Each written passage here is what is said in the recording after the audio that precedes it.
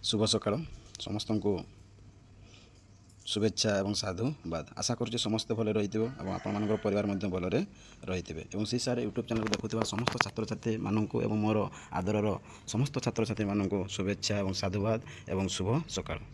तेणु देख जो मैंने मोर प्रथम भिडियोटी देखी ना जो रही मु आलोचना कर देती आपण नाथ साहित्य व नाथ धर्म उपर जो भिडियोटी आलोचना कर देती जो मैंने देखी ना यही डिस्क्रिप्शन में ताहा लिंक दे दीजिए आपने देखूँ। तेणु प्रथम नाथ साहित्य को देखी सारापर आपण मैंने कौन करते शैव साहित्य को देखूँ तापर यार ये नाथ साहित्य और शैव साहित्य उपर जिते गुड़िक प्रश्न हम संक्षिप्त प्रश्न गुड़िक हम ताहा नेक्स्ट भिडियो कौन करी आलोचना करदेवी। तेणु चलतु जो मैंने प्रिपेयर होती टीजीटी ओडिया बा जो मैंने ओडिया ऑनर्स नहीं पढ़ुंट आग को जावाक चाहते PG MPhil PhD net JRF करने चाहते समस्त ये भिडियोटी उपादेयक। तेणु आम बर्तमान कौन करवा ना शैव साहित्य उपर मुझे सुंदर भाव में कौन करुचे ना आलोचना करदे। तेणु पाने जब भिडियो भल लगुच तेज आप निहाती सब्सक्राइब कर रखुँ जिते बड़े मुझे जो भिडियो छाड़ी आपको प्रथम कौन कर नोटिफिकेशन जीव और आशा कर समस्त भलरे रही था। तेणु ये भिडियोटी हूँ देख ना शैव साहित्य। तेणु आम प्रथम पढ़ा शैव साहित्य क्या कहवा और केबे आविष्कृत होता एवं लोकलोचन को केबे आसी एवं यार प्रामाणिक तथ्य कौन रही। तेणु आम जाना जे शैव साहित्य आम जानी था कौन हो ना पंचसखा सॉरी सारला साहित्यर पूर्ववर्ती साहित्य को आम कौन कही था ये प्राक सारला साहित्य कही था। ये प्राक सारला साहित्य आम विभिन्न साहित्य विभिन्न धर्म एठार आम पर्यवेसित होइछि और देखी अच्छु। गोटे पटे देखीचु नाथ धर्मर उपरे आलोकपात कर देखा पुणी शैव साहित्य उपर पुणी बौद्ध धर्म उपर पुणी चर्चा गीतिका आम देखी अच्छु। तेणु यही जो रहा ये तीन चारोटी जो रही यहीटा को कौन कहुए ना प्राक सारला साहित्य बोली आम कही था। यही प्राक सारला साहित्य आम जिते देखो अष्टम रु द्वादश पर्यंत आम पाइलु चर्चा गीतिका पुणी पुणी कौन कहला दशम रु द्वादश और द्वादश रु त्रयोदश आम देखी पाऊँ ये दुईटी साहित्य नाथ साहित्य एवं शैव साहित्य। तेणु चल पुणी चलो बर्तमान मुझे कौन कर शैव साहित्य को सुंदर भाव में सरल एवं सुंदर भाव में आपण को बुझे दूसरी। तेणु देख शैव साहित्य तेणु आम बर्तमान आलोचना करवा ना शैव साहित्य और जो मैंने सी सार यूट्यूब चैनल को लाइक कर रखुँ सब्सक्राइब कर रखुँ जिते बड़े जो भिडियो छाड़ी आपको प्रथम नोटिफिकेशन जीव। तेणु देख शैव साहित्यर व्याख्या ना एठी ये शैव धर्म अर्थात सहित संपृक्त साहित्यर उद्भव और विकास उपर आलोचना कराई कौटे ये शैव साहित्य को तापर शैव धर्म बोली जहाँ को कहुए ताहा हूँ शिव को उपासना करने धर्मीय धारा जे शिव को उपासना करे ताहाको आम कौन कही शैव धर्म बोली कही बा जी शिव को उपासना करे बा जी शिव को कौन कह देवता आकार आराध्य देवता उपर मानी तार ज्ञान तार मंत्र जप कर जी प्रचार करे ताहाको आम कौन कही ना शैव साहित्य बोली कही एवं शैव धर्म बोली आम कही। तेणु आम जो नाथ धर्म पढ़िलु से कौन है सुंदर भाव में जो जोगी ऋषि मैंने कौन करते केन्देरा साहाଯ୍य से मैंने गाँ पल्ली सहर दे कौन करते नाथ धर्म प्रचार करुले ठीक से हीपरी ये शैव धर्म यार कौन होता सुंदर भाव में सारा ओडिशा सारा भारतवर्ष कौन होता प्रचार होता और यार आराध्य देवता होती किए ना शिव बोली आम जापर। तापर देख यही धर्म शिव को सर्वशक्तिमान उपर आधारित तेणु यहाँ सर्वशक्तिमान बोली कहले सर्वशक्तिमान देवता बोली कहले क्या ना ये होती महाप्रभु बा शिव को।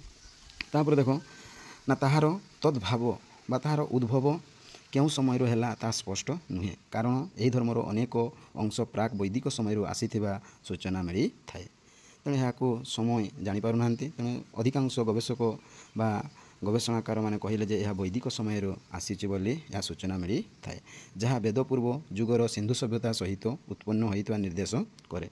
वेदरे जदिओ लिंग पूजा और शैव प्रथार आलोचना तथापि प्राचीन सिंधु सभ्यतार महेंजोदरारे भली स्थान मिलता मूर्ति तालीचित्र और लिंगाकार आकृति यही धर्मर पुनरातन ताकू स्थिर करे। तेणु ये कौन कहले ना यहाँ बहु प्राचीन कालू यह आसी अच्छी। तेणु यार समय यार काल यहाँ निरूपण करें जिते बड़े महेंजोदरा मैंने थे से विभिन्न कीर्ति मूर्ति सबू गढ़ी और तैयारी करते से आम जानी था शैव साहित्य बहु प्राचीन बोली से कहते एवं जगरूढ़ शिशुवेष्टित पुरुष मूर्ति केतेक दृष्टि वैदिक रुद्र शिव सहित चिह्नित कराए। ये कौन कले शिव को से कौन करते ना जगरूढ़ सहित तुलना कले और पशुवेष्टित पुरुष मूर्ति सहित से तुलना कले। तापर वैदिक और वैदिकतार साहित्य रुद्र ଶିବଙ୍କର ମିଳିତ ରୂପ ଉପଲବ୍ଧି ହୁଏ।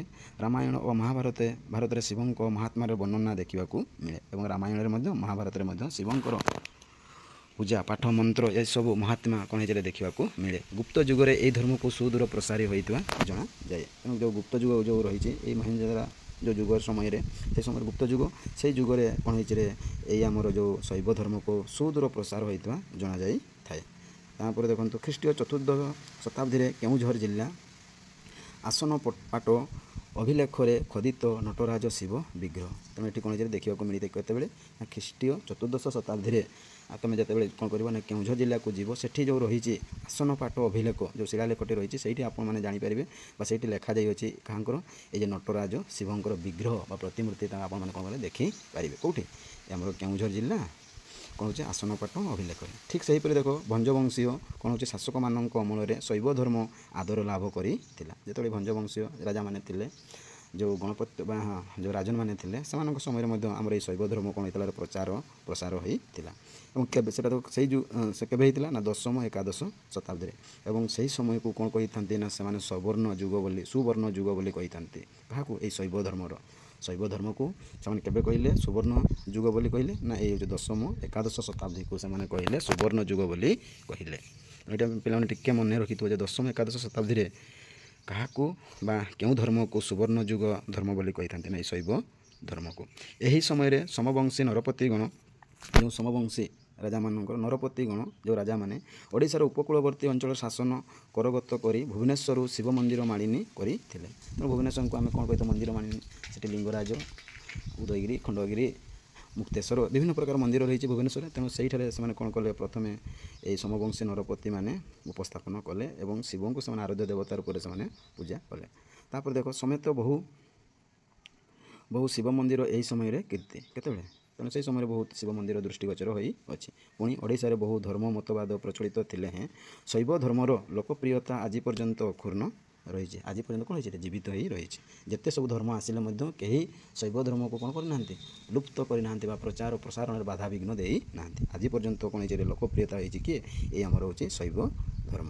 ତାପରେ ଦେଖ ଏଇ ଶୈବ ଧର୍ମକୁ ଆମେ ଯଦି ଅଧିକ ଜାଣିବା ପାଇଁ କେତେଗୁଡ଼ିକ ଗ୍ରନ୍ଥ ରହିଛି ବା କେତେଗୁଡ଼ିକ ବହି ରହିଛି ସେଇଠାରୁ ଆମେ ଜାଣିପାରିବା ଏହି ଶୈବ ଧର୍ମର ପ୍ରଚାର ଏବଂ ପ୍ରସାର।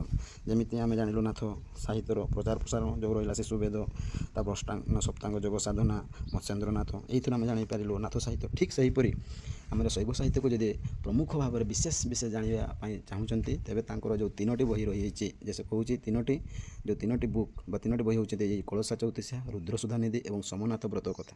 ଯଦି ଏଇ 3ଟି ସାହିତ୍ୟକୁ ଆମେ ଯଦି ପଢ଼ିବା ବା ଅଧ୍ୟୟନ କରିବା ତେବେ ଶୈବ ଧର୍ମର ଏବଂ ଶୈବ ସାହିତ୍ୟର ତାର ଆମର ସମ୍ପୂର୍ଣ୍ଣ ଭାବରେ ତାହା ଆମେ ଜାଣିପାରିବା। ତେଣୁ ଦେଖ ମୁଁ ଗୋଟିଏ ପରେ ଗୋଟିଏ କ'ଣ କରୁଛି ଏଇ ଶୈବ ଧର୍ମ ଉପରେ ଆଧାରିତ ଉପରେ ଯେଉଁ ବିଷୟ ରହିଛି କଳସା ଚଉତିଶା ବା ରୁଦ୍ର ସୁଧାନିଧି ସୋମନାଥ ବ୍ରତ କଥା ଇତ୍ୟାଦିକୁ ମୁଁ ଗୋଟିଏ କରୁଛିରେ ଆଲୋଚନା କରି ଦେଉଛି।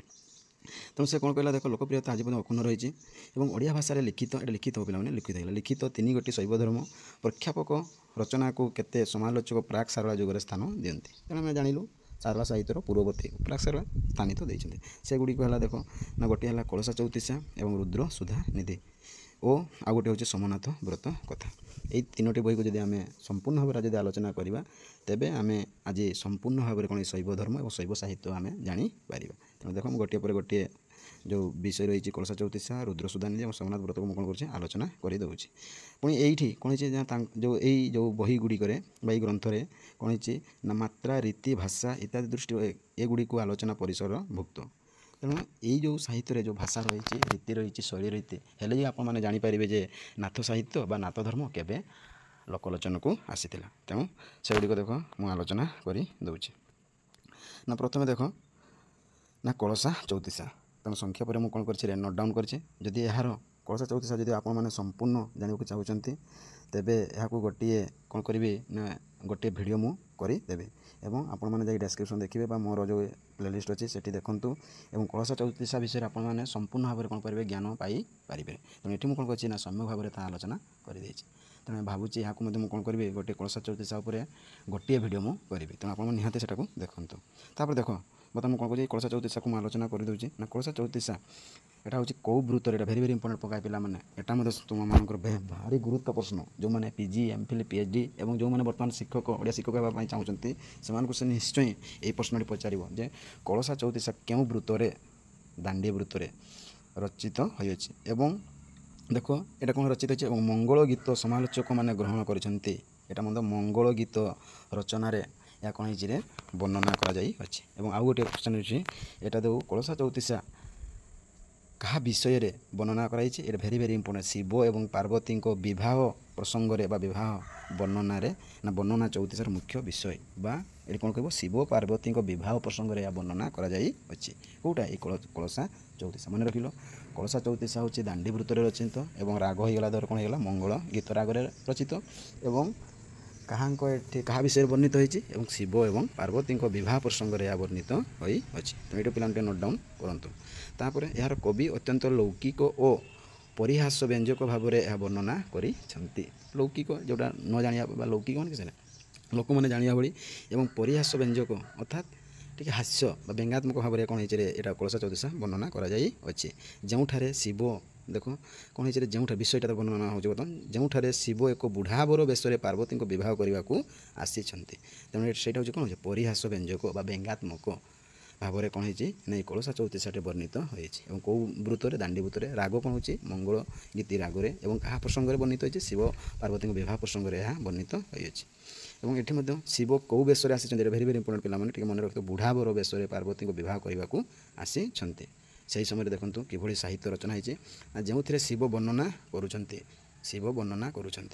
କହୁଛନ୍ତି କ'ଣ କହୁଛି ନା ଖଟ ଖଟ ହୋଇ ଲାଳ ବହୁଛି ତୁଣ୍ଡର ଖଟ ଖଟ ହୋଇ ଲାଳ ବହୁଛି ତୁଣ୍ଡର ଘନ ଜଟା ଲଚା ଏକ ବାନ୍ଧିଛି ମୁଣ୍ଡର ତେଣୁ ଦେଖ ଶିବ କିଭଳି ଦେଖାଯାଉଛି ତାହା ସେଇଟା ବର୍ଣ୍ଣନା କରେ ଅଛନ୍ତି ତାପରେ ଛନ୍ଦି ଅଛି ସର୍ପମାଣି ମୁଣ୍ଡେ ଆଭରଣ ତେଣୁ ବେକରେ ଯେଉଁ ସାପ ସେଇଟା ସେ କହୁଛି ଏବଂ ଛଟକେ ଭେଡ଼ିକି ବୁଢ଼ା ଲଗାଇ ଜାଣ ତେଣୁ ସୁନ୍ଦର ଭାବରେ ଶିବଙ୍କର ବୁଢ଼ା ବେଶକୁ ସେ କ'ଣ କରୁଛି ବର୍ଣ୍ଣନା କରୁଅଛି ଏହା ଥିଲା ଆପଣମାନଙ୍କର କଳସା ଚଉତିଶାର ବିଷୟବସ୍ତୁ ଠିକ୍ ସେହିପରି ଦେଖ ରୁଦ୍ର ସୁଧାନିଧି ତେଣୁ ଏଇଟା ମଧ୍ୟ এই ରୁଦ୍ର ସୁଧାନିଧିରୁ ଆମେ ଜାଣିପାରିବା ଏଇ ଶୈବ ସାହିତ୍ୟ ତେଣୁ ମୁଁ ଭାବୁଛି ଏଇ କଳସା ଚଉତିଶା ଏବଂ ରୁଦ୍ର ସୁଧାନିଧି ଏବଂ ଆଉ ଗୋଟେ ରହିଲା ଆପଣମାନଙ୍କର କ'ଣ ରହିଛି ନା ସୋମନାଥ ବ୍ରତ କଥା ଏହା ଗୋଟିଏ ଗୋଟିଏ ଭିଡ଼ିଓ ମୁଁ କରିଦେବି ବୋଲି ମୋର ଆଶା ତେଣୁ ଆପଣମାନେ ନିହାତି ଯାଇକରି ମୋ ଯେତେବେଳେ ପ୍ଲେଲିଷ୍ଟକୁ ଯିବେ ଏବଂ ଏଗୁଡ଼ିକ ଭିଡ଼ିଓକୁ ଦେଖିବେ ହେଲେ ଆପଣମାନେ ସମ୍ପୂର୍ଣ୍ଣ ଭାବରେ ଆଉ ଟିକେ ଜ୍ଞାନ ପାଇପାରିବେ ଏ କଳସା ଚଉତିଶାର ଜାଣିପାରିବେ ଏବଂ ରୁଦ୍ର ସୁଧାନିଧି ମଧ୍ୟ ଜାଣିପାରିବେ ଦେଖ ବର୍ତ୍ତମାନ ମୁଁ ଆଲୋଚନା କରିଦେଉଛି ନା ରୁଦ୍ର ସୁଧାନିଧି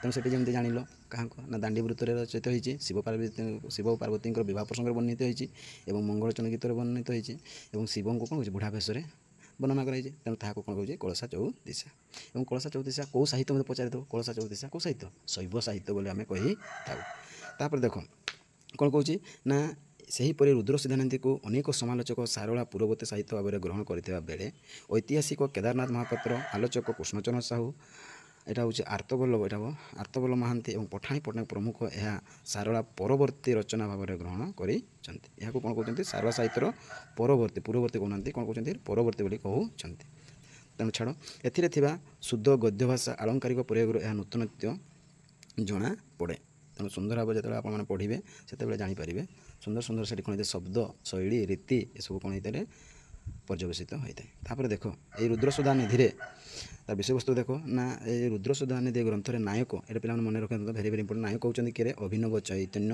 ଏବଂ ନାୟିକା ହେଉଛି ମୋହିନୀ ଏବଂ ଖଳନାୟକ ହେଉଛନ୍ତି କିଏ ଯୋଗୀ କାମାନନ୍ଦ ଏଇଟା ପିଲାମାନେ ଟିକେ ମନେ ରଖିଥାଉ ଏଇ ତିନୋଟି ପ୍ରଶ୍ନକୁ ତେଣୁ ଲେଖି ରଖ ନୋଟ୍ ଡାଉନ୍ କରି ରଖିଥାଉ ଯେ କ'ଣ କହିଲେ ନା ରୁଦ୍ର ସୁଧାନିଧିରେ ତେବେ ନାୟକ କିଏ ହେଉଛନ୍ତି ନା ଅଭିନବ ଚୈତନ୍ୟ ନାୟିକା କିଏ ହେଲେ ମୋହିନୀ ଏବଂ ଖଳନାୟକ କିଏ ହେଲେ ନା ଯୋଗୀ କିଏ କାମାନନ୍ଦ ଯୋଗୀ କିଏ ନା କାମାନନ୍ଦ এই ତିନି ଜଣଙ୍କୁ ନେଇ କ'ଣ ହେଇଛି ନା ରୁଦ୍ର ସୁଧାନିଧି ଗ୍ରନ୍ଥଟି କ'ଣ ହେଇଛି ପ୍ରଚାର ବା ବିଷୟବସ୍ତୁଟି ଆଲୋଚନା ହୋଇଛି ପୁଣି ସେଠି ରହିଛନ୍ତି ଚରିତ୍ର ଆପଣମାନେ ଯେତେବେଳେ ରୁଦ୍ର ସୁଧାନିଧିକୁ ଦେଖିବେ ସେତେବେଳେ ଜାଣିପାରିବେ ତେଣୁ ମୁଖ୍ୟ ଚରିତ୍ର ହେଉଛନ୍ତି ଏଇମାନେ କେଉଁମାନେ ଚୈତନ୍ୟ ଅଭିନବ ଚୈତନ୍ୟ ନାୟିକା ମୋହିନୀ ଏବଂ ଖଳନାୟିକାରେ ରହିଛନ୍ତି ଯୋଗୀ କାମାନନ୍ଦ ତାପରେ ଦେଖ ଏହି ପୁସ୍ତକରେ କିଭଳି ତାହା ବର୍ଣ୍ଣିତ ହୋଇଛି ବା କିଭଳି ଶବ୍ଦ ଚାତୁର୍ଯ୍ୟ ଦେଖାଯାଇଛି ଦେଖ ନା ଗ୍ରନ୍ଥର ଭାଷାରେ ଏହିପରି ନା ଅମୃତ ସମୁଦ୍ର ଭିତରେ ଶ୍ଵେତହସ୍ତୀ ଗୋଟାଏ ପଶିଲା ପରାଏ ସଭା ପାଉଅଛି ଚନ୍ଦ୍ର ସୂର୍ଯ୍ୟ ସେ ଦୁଇ ପାଶେ ଘଣ୍ଟା ପ୍ରାୟ ହୋଇଅଛନ୍ତି ନକ୍ଷତ୍ରମାନେ ସେ ହସ୍ତୀର ଉପରେ ପୁଷ୍ଟବୃଷ୍ଟି କଲା ପରାଏ ଦିଶୁଅଛି ଅଛନ୍ତି। ଏଇ କୋଟେସନ୍ଟାକୁ ମଧ୍ୟ ପିଲାମାନେ କ'ଣ କରିବେ ନା ଏଇ କୋଟେସନ୍ଟାକୁ ଆପଣମାନଙ୍କୁ ଟିକେ ମନେ ରଖିବାକୁ ପଡ଼ିବ, କାହିଁକିନା ସେ କୋଟେସନ୍ ମଧ୍ୟ ପକାଇ ଦେଇପାରେ ଏବଂ ପଚାରିବେ ଏଇଟା କେଉଁ ବିଷୟରୁ ଆସିଅଛି। ତେଣୁ ଆପଣମାନଙ୍କୁ ମନେ ରଖିବାକୁ ଏହା ହେଉଛି ରୁଦ୍ର ସୁଧାନିଧିରୁ ଆସିଅଛି। ତାପରେ ଦେଖ, ଏଇ ରୁଦ୍ର ସୁଧାନିଧି ମଧ୍ୟ କ'ଣ ହେଉଛି ପଦ୍ୟାତ୍ମକ ଏବଂ ଗଦ୍ୟାତ୍ମକ, ପିଲାମାନେ ମନେ ରଖିଥିବ। ରୁଦ୍ର ସୁଧାନିଧି ମଧ୍ୟ ଗୋଟେ କ'ଣ ନା ପଦ୍ୟାତ୍ମକ ଏବଂ ଗଦ୍ୟାତ୍ମକରେ ଏହା କ'ଣ ହେଇଛି ରଚନା କରାଯାଇଅଛି। ତାପରେ ଚାଲନ୍ତୁ, ଏଇ ଥିଲା ଆମର ରୁଦ୍ର ସୁଧାନିଧିର ବିଷୟବସ୍ତୁ। ତେଣୁ ସମୟ ଛୋଟ ଆକାରରେ ମୁଁ ଏହା କ'ଣ କରିଦେଇଛି ଆଲୋଚନା କରିଦେଇଛି। ଆପଣମାନେ ଖାଲି କେମିତି ଜାଣିବେ ଯେ କେଉଁ ବିଷୟରୁ କ'ଣ ହେଇଛି ଆମେ ଜାଣିପାରିବା ଏ ଆମର ଶୈବ ସାହିତ୍ୟ। ଆମେ ପ୍ରଥମେ ପଢ଼ିଲୁ କଳସ ଚଉତିଶାରୁ, ବର୍ତ୍ତମାନ ପଢ଼ିଲୁ ରୁଦ୍ର ସୁଧାନିଧିରୁ। ବର୍ତ୍ତମାନ ଆଉ ଗୋଟେ ବିଷୟ ରହିଲା ତାଙ୍କର ସୋମନାଥ ବ୍ରତ କଥା। ଏ ସୋମନାଥ ବ୍ରତ କଥାରୁ ଆମେ ମଧ୍ୟ ଜାଣିପାରିବା ଶୈବ ସାହିତ୍ୟର ପ୍ରସାରଣ ଏବଂ ତା'ର ଆବିଷ୍କୃତା। ତାପରେ ଦେଖ, ସୋମନାଥ ବ୍ରତ କଥାରେ କ'ଣ ହେଉଛି ନା ବିଷୟବସ୍ତୁ କ'ଣ ରହିଛି ନା ସମ୍ପୂର୍ଣ୍ଣ ଅଭିବୃଦ୍ଧି ଧର୍ମୀ ଗଦ୍ୟଶୈଳୀରେ ଏହା କ'ଣ ହେଉଛି ଗଦ୍ୟଶୈଳୀରେ ଏହା କ'ଣ ହେଇଛି ରଚିତ ହୋଇଅଛି। ତେଣୁ ପିଲାମାନେ ମନେ ରଖିଥିବ। ତ ଯେଉଁ ପାଇଲ ରୁଦ୍ର ସୁଧାନିଧି ପାଇଲ ଗଦ୍ୟ ପଦ୍ୟ, କିନ୍ତୁ ସୋମନାଥ ବ୍ରତ କଥା କେଉଁ ଶୈଳୀରେ ରହିଲା ଗଦ୍ୟଶୈଳୀରେ ଏହା କ'ଣ ହେଇଛି ରଚିତ ହୋଇଅଛି। ମନେ ରଖୁଛ ତ? ତେଣୁ ପ୍ରଥମେ ଯେଉଁ ମୁଁ କହିଲି ଯେଉଁ କଳସା ତଉଚିସା, ତାପରେ ରହିଲା ତୁମର ରୁଦ୍ର ସୁଧାନିଧି, ବର୍ତ୍ତମାନ ହେଇଛି ସୋମନାଥ ବ୍ରତ କଥା। ତେଣୁ ସୋମନାଥ ବ୍ରତ କଥା କେଉଁ ଶୈଳୀରେ ରଚିତ ନା ଗଦ୍ୟ ଶୈଳୀରେ ଏହା ରଚିତ। ଏହାର ମୂଳ ଲକ୍ଷ୍ୟ ଶୈବ ଧର୍ମ ପ୍ରଚାର ଓ ପ୍ରସାର। ଏହାର ମୂଳ ଲକ୍ଷ୍ୟ କ'ଣ? ଶୈବ ଧର୍ମ ଏବଂ ପ୍ରସାର, ଯେଉଁଥିରେ କାପୁଡ଼ିଆମାନଙ୍କ ଦ୍ୱାରା, କାପୁଡ଼ିଆ ଯେଉଁ ଭକ୍ତମାନେ ରହିଛନ୍ତି ସେଇମାନେ କ'ଣ ଦ୍ୱାରା ବ୍ରତ ପାଳନର ବିଧି ଦର୍ଶାଯାଇଛି। ତେବେ ଅତି ରଞ୍ଜନ ଓ ଶିବ ମହାତ୍ମା ଏହାର ଲୋକପ୍ରିୟତାର କାରଣ। ତେଣୁ ସୁନ୍ଦର ଭାବରେ ଏ ଶିବଙ୍କର ମହାତ୍ମା କଥା ଏବଂ ଶିବଙ୍କର ଗୁଣ କୀର୍ତ୍ତନ ଅତି ସୁନ୍ଦର ଭାବରେ କ'ଣ ହେଇଛି ଏଇ ସୋମନାଥ ବ୍ରତ କଥାରେ ବର୍ଣ୍ଣିତ ହୋଇଅଛି। ଏବଂ ଏଇ ଯେଉଁ ସୋମନାଥ ବ୍ରତ କଥା ଗୋଟିଏ ହେଉଛି ଗଦ୍ୟ ଶୈଳୀରେ ଏହା କ'ଣ ହେଇଛି ରଚିତ ହୋଇଅଛି। ଏଥିରେ ବ୍ୟବହୃତ ଭାଷା ନିମ୍ନରେ ପ୍ରଦାନ କରାଗଲା। ଦେଖ କିଭଳି ଏଇ ସୋମନାଥ ବ୍ରତ କଥାରେ କିଭଳି ତା'ର ଭାଷା ରହିଅଛି। ତେଣୁ ଏଇ କୋଟେସନ୍ଟା ମଧ୍ୟ ପିଲାମାନେ ଟିକେ ମନେ ରଖିବ ଏବଂ ସେ ନିହାତି ମୁଁ କହୁଛି ପକାଇବ। ଏଇ ଟିକେ ଲେଖି ରଖନ୍ତୁ, ପିଲାମାନେ ନୋଟ୍ ଡାଉନ୍ କରି ରଖିଥାନ୍ତୁ ଏବଂ କେଉଁ ବିଷୟଟା ମଧ୍ୟ ଲେଖି ରଖିଥାଉ ଏବଂ କେଉଁ ବହିଟି ମଧ୍ୟ। ତେଣୁ ଦେଖ କ'ଣ କହୁଛି ନା କଖାରୁ ଫୁଲ 10 ଗୋଟି, ଉଆ ଚାଉଳ 10 ଗୋଟି, ଦୁବ 10 ନାଡ଼ରେ ପୂଜା କରିବ, 10 ସୁଅ ସୂତାକୁ ତ୍ରିଗୁଣ କରିବ, ଆଶ୍ୱିନ ଶୁକ୍ଳପକ୍ଷ ଅପରାଜିତା ଦଶମୀ ଦିନ ଓଷା ଉଛାଇବ। ଅର୍ଥାତ୍ କ'ଣ କହିଲା, ଏଇ ଯେଉଁ କଳସା ଏଇ ଯେଉଁ ସୋମନାଥ ବ୍ରତ କଥା ଆପଣମାନେ କିଭଳି ତା'ର ପୂଜା ଅର୍ଚ୍ଚନା କରିବେ, ତା'ର କିଭଳି ରୀତି ବା ତା'ର କିଭଳି ମାନେ କ'ଣ କରାଯାଏ ଏ ସୋମନାଥ ବ୍ରତ କଥା ପାଳନ କରାଯାଏ ତାହା ଏଠି ଦେଇଦେଲା। କ'ଣ କହିଲା ନା କଖାରୁ ଫୁଲ 10 ଗୋଟି ଆଣିବ, ଉଆ ଚାଉଳ 10 ଗୋଟି, ପୁଣି କହିଲା ଦୁବ 10 ନାଡ଼ିରେ ପୂଜା କରିବ ଏବଂ 10 ଗୁଅ ସୂତକୁ ତ୍ରିଗୁଣ କରିବ, ଆଶ୍ୱିନ ଶୁକ୍ଳପକ୍ଷ ଅପରାଜିତା ଦଶମୀ ଦିନ ଓଷା ଉଆଇବ। ସେହିଦିନ କ'ଣ କରିବ, ଏହାକୁ ପୂଜା ତୁମେମାନେ କରିବ। ଏଇଭଳି କ'ଣ ହେଉଛି ସୋମନାଥ ବ୍ରତ କଥାର ତା'ର ପୂଜା ବିଧି ବା ପୀଠ ବା ବ୍ରତ ପାଳନ କରାଯାଇଥାଏ। ତାପରେ ଆସିନ ଏଇ ଦିନ କ'ଣ କରିବ, ତାହାକୁ ପୂଜା କରିବ। ତେଣୁ ଏଇ ଥିଲା ଆପଣମାନଙ୍କର ଯେଉଁ ଶୈବ ସାହିତ୍ୟ ଉପରେ ମୁଁ କ'ଣ କଲି ଆଲୋଚନା କରିଦେଲେ। ତେଣୁ ଦେଖନ୍ତୁ, ଯେଉଁମାନେ ନାଥ ଧର୍ମ ଦେଖିନାହାନ୍ତି ବା ନାଥ ସାହିତ୍ୟ ଯେଉଁ ଭିଡ଼ିଓଟି କରିଛି, ଯେଉଁମାନେ ଦେଖିନାହାନ୍ତି ତାହା ଏଇ ଡେସ୍କ୍ରିପ୍ସନ୍ ତାହା ଲିଙ୍କ୍ ଦେଇଦେଇଛି। ଏବଂ ଏଇ ଯେଉଁ ଆଜି ଯେଉଁ ଦେଖିଲ ଶୈବ ସାହିତ୍ୟ ଉପରେ, ତେଣୁ ଭିଡ଼ିଓଟିକୁ ସମ୍ପୂର୍ଣ୍ଣ ଭାବରେ ଦେଖନ୍ତୁ ଏବଂ ଆପଣମାନେ ଲାଇକ୍ କରନ୍ତୁ, ସବସ୍କ୍ରାଇବ୍ କରି ରଖନ୍ତୁ। ଯେତେବେଳେ ଯେଉଁ ଭିଡ଼ିଓ ଛାଡ଼ିବି ଆପଣମାନେ ନିହାତି ଆପଣମାନଙ୍କୁ ପ୍ରଥମେ କ'ଣ ହେବ ନୋଟିଫିକେସନ୍ ଯିବ। ତେଣୁ ସାର୍ ୟୁଟ୍ୟୁବ୍ ଚ୍ୟାନେଲ୍ ତରଫରୁ ବା ୟୁଟ୍ୟୁବ୍ ଚ୍ୟାନେଲ୍ରୁ ସମସ୍ତଙ୍କୁ ଶୁଭେଚ୍ଛା, ସାଧୁବାଦ ଏବଂ ଆପଣମାନେ ସମସ୍ତେ ଆପଣମାନଙ୍କର ପରିବାର ଆପଣମାନେ ସମସ୍ତେ ଭଲରେ ରହିଥାନ୍ତୁ ଏବଂ ରହୁଛି ଜୟ ଜଗନ୍ନାଥ, ଜୟ ଜଗନ୍ନାଥ। ଏବଂ ଏହାର ସଂକ୍ଷିପ୍ତ ପ୍ରଶ୍ନ ଗୁଡ଼ିକ ମୁଁ କ'ଣ କରିବି ନେକ୍ସଟ ଭିଡ଼ିଓରେ ଆଲୋଚନା କରିଦେବି। ରହୁଛି ଜୟ ଜଗନ୍ନାଥ।